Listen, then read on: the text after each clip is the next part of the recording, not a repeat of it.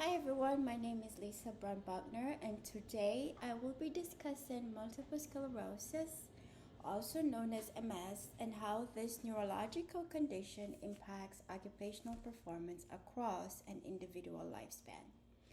This presentation will discuss the neuroanatomy and physiology of MS, common signs and symptoms, behavioral and cognitive manifestations, occupational therapy assessments, and the impact of the disease on activities of daily living.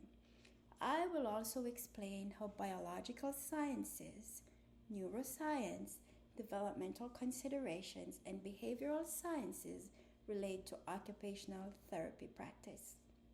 So, to begin with, we will start with what is MS? Multiple sclerosis is a chronic autoimmune disease that affects the central nervous system, including the brain, the spinal cord, and the optic nerves. In MS, the immune system mistakenly attacks myelin. Myelin is the protective covering around nerve fibers. When the myelin becomes damaged, nerve signals they slow down or become disrupted, and this affects the communication between the brain and the body. Over a period of time, this damage can cause both physical and cognitive impairments that affects a person's ability to participate in meaningful occupations. The neuroanatomy and physiology of MS. The neuroanatomy involved in MS includes the brain, the spinal cord, the optic nerves, the cerebellum, and white matter tracts throughout the central nervous system. Because MS lesions occur in multiple areas of the central nervous system, symptoms may vary greatly between individuals. For example, damage to the cerebellum may cause balance and coordination deficit. Damage to motor pathways may lead to weakness and spasticity. Lesions affecting sensory pathways can cause numbness, tingling, or pain. Thalamic involvement may contribute to fatigue, cognitive impairment, and pain processing difficulties. The etiology and disease course of MS. The exact cause of MS is unknown, but research suggests that genetic and environmental factors contribute to the disease. Possibly other contributing factors include immune dysfunction, inflammation, environmental triggers, and gut dysbiosis. Most individuals with MS are initially diagnosed with relapsing remitting MS, where the symptoms flare up during relapses and improve during remission. Other individuals develop secondary progressive MS. This involves gradual and worsening over time. Others may experience primary progressive MS, where the neurological decline occurs steadily from the onset of the diagnosis. Signs, symptoms, and behavioral manifestations that occurs with MS. MS affects many aspects of physical, cognitive, and emotional functioning. Common motor symptoms include weakness, tremors, spasticity, impaired coordination, and gait abnormalities.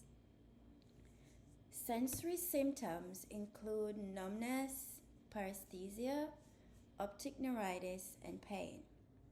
Behavioral and cognitive manifestations may include fatigue, slow processing speed, impaired memory, emotional changes, and decreased executive functioning. These impairments directly affect performance skills, client factors, and occupational participation. Lifespan and population normally affected by MS. It is said that MS is more common in women and is typically diagnosed in young adulthood, although it can also affect children and older adults. From a developmental perspective, the condition can interfere with age-appropriate occupations across an individual lifespan. For example, children may experience difficulties with school participation. Adults may struggle with employment and caregiving roles. And older adults may experience increased disability, fatigue, and mobility limitations. Occupational impact and ADLs. So, one of the most important roles of occupational therapy is helping individuals maintain independence in daily occupations. There are three ADLs commonly affected in MS: bathing, meal prep, and toileting. Bathing may become difficult due to weakness, fatigue, tremors, impaired balance, and heat sensitivity. Occupational therapists may recommend grab bars, shower chairs, long handle sponges, and energy conservation techniques. Meal preparations may be impaired because of the upper extremity dysfunction that is highly prevalent in MS.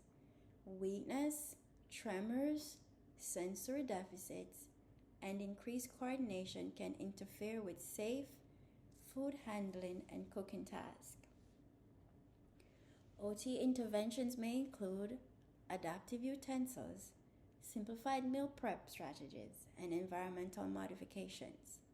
For toileting, an individual with MS may experience balance deficit, neurogenic bladder dysfunction, fatigue, and cognitive impairments. Occupational therapists may recommend raised toilet seats, grab bars, scheduled toileting routines, and bathroom accessibility modifications. Common OT assessments and safety considerations. Occupational therapists use several assessments to evaluate function in adults with MS. Common OT assessments include the Expanded Disability Status Scale, the 9-hole peg test, Time 25-foot walk, Lawton IADL scale, and the Canadian Occupational Performance Measure.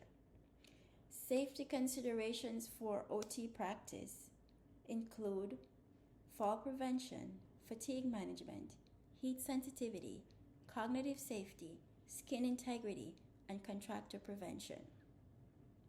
So, in conclusion, multiple sclerosis is a complex neurological disease that affects physical, cognitive, emotional, and occupational functioning.